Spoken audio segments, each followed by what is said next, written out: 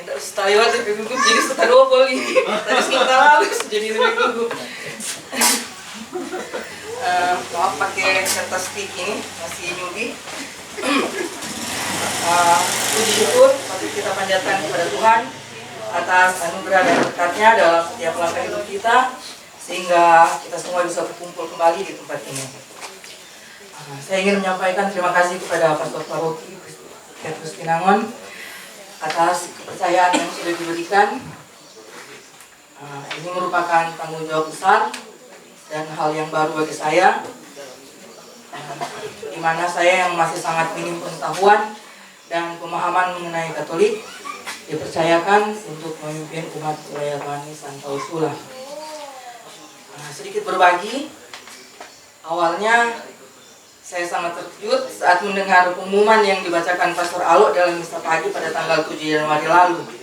Sebab sebelumnya kami umat wilayah Rohani sudah sepakat bahwa ketua sebelumnya, Bapak Michael, yang akan kembali diusulkan untuk melanjutkan perjuangan.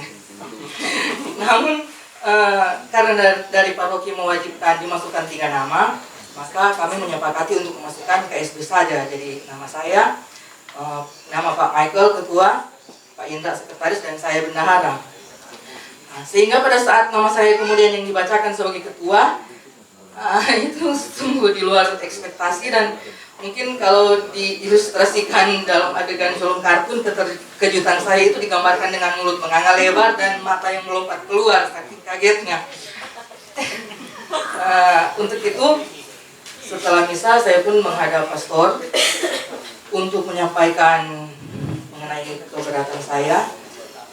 Dan selang beberapa hari kemudian Pak Koordinator pun, Pak Luki Dorong, juga menyampaikan hal senada serta menyertakan aspirasi umat yang sudah kami sepakati dalam pertemuan sebelumnya.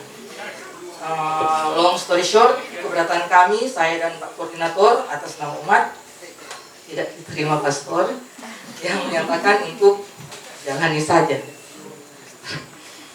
Sehingga kemudian hal ini saya sampaikan kepada umat, dan syukur kepada Allah umat bisa menerima hal ini dan tidak ada gejolak yang berarti di wilayah rohani kami terkait penunjukan pastor untuk ketua yang baru ini.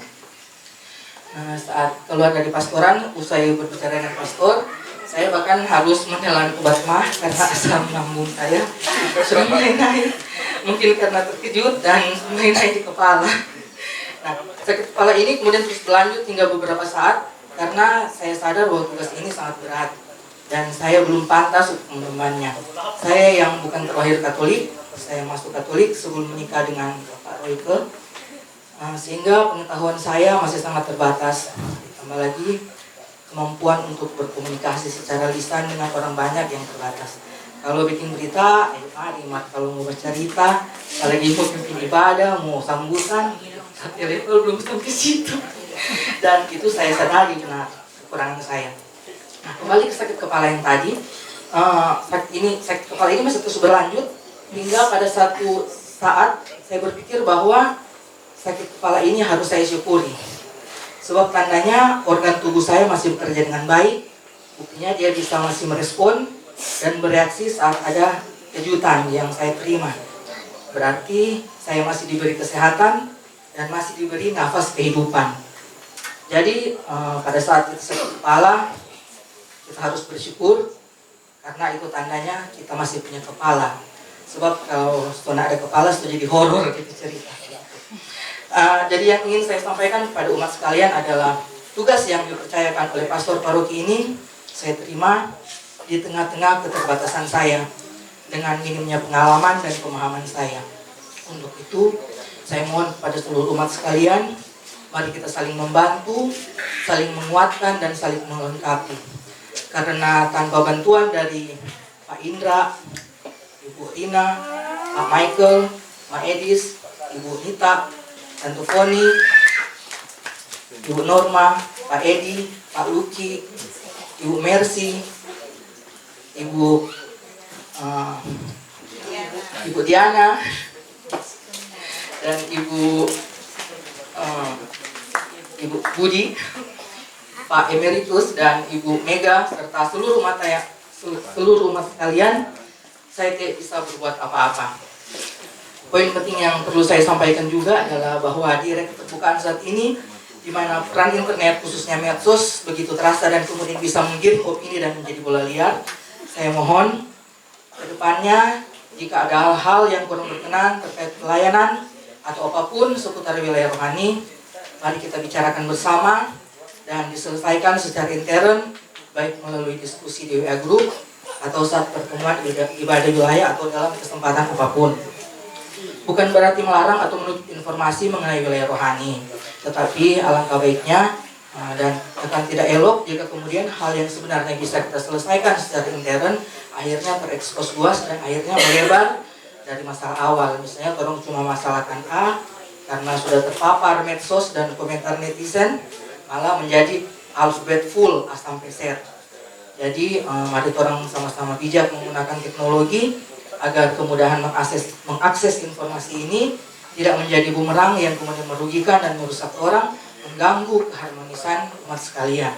Nah, kalau orang pakai smartphone, harusnya orang pakai smart dari orang pakai phone. Nah, terkait agenda nasional yang menghitung hari ini, Pilpres, sebagai warga negara yang baik, juga sebagai umat Katolik, kita wajib untuk berpartisipasi dalam pesta demokrasi ini. Nah, menjelang hari H dan sesudahnya, marilah kita bersama-sama tetap menjaga persatuan dan kesatuan. Pilihan kita boleh beda, tetapi kita semua tetap satu. Jangan sampai karena beda pilihan, beda partai, orang baku salah. Last but not least, sekali lagi saya sampaikan terima kasih kepada Pastor Baroki dan juga umat sekalian, serta mohon bantuan serta dukungan umat sekalian. Saya berharap dengan pengurusan yang baru ini, kebersamaan dan kerjasama yang sudah kita jalin selama ini akan semakin erat. Mari kita menjaga dan membangun agar paroki kita, Bunda Teresa dari Kalkuta, termasuk di dalamnya wilayah rohani Santa Ursula, menjadi komunitas rohani yang lebih kuat, penuh kasih dan penuh berkat. Mari bersama kita menjadikan wilayah rohani Santa Ursula sebagai tempat di mana kasih Kristus senantiasa hadir dan menyinari setiap langkah kita. Terima kasih.